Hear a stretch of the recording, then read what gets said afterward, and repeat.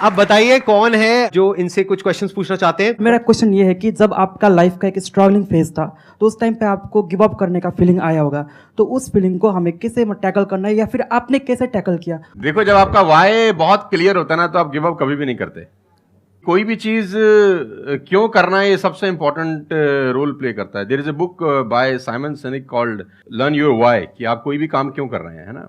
तो अगर आप उस किताब को पढ़ेंगे ना, तो आपको बहुत सारी चीजें सीखने को मिलेंगी। वाई बहुत इंपॉर्टेंट है। मतलब अगर आपका वाई क्लियर है ना, तो कोई भी ऑब्स्टिकल गिराने के बाद, आप गिरने के बाद, नीचे गिरने के बाद आप अपने आप उठ खड़े हो जाते हैं। तो वाई स्ट्रांग होना चाहिए, और वही लोग उठने ही खड़े होते हैं जिनका वाई स्ट्रांग नहीं है।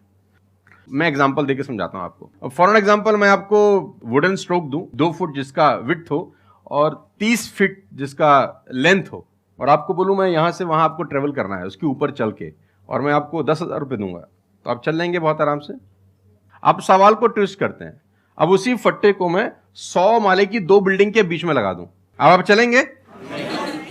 लेकिन मैं अगर आपको अभी भी चलवा दूं तो आप अभी भी चलेंगे। अगर आपको पता हो कि दूसरी बिल्डिंग में आपकी बेटी है और उस बिल्डिंग में आग लग गई है, और मैं आपको 1 रुपया भी नहीं दूंगा, फिर भी आप चलेंगे? बिकॉज आपका वाई क्लियर है। जब जब आपका वाई क्लियर होता है ना, तो कोई भी ऑब्स्टिकल, कोई भी गिरावट आपको कभी रोक नहीं सकती। लेकिन जब वाई क्लियर नहीं होता, तो छोटी सी छोटी ऑब्स्टिकल भी आपको वापस ले जाती है जहां से आपने जर्नी स्टार्ट किया होता है। वाई इंपॉर्टेंट है।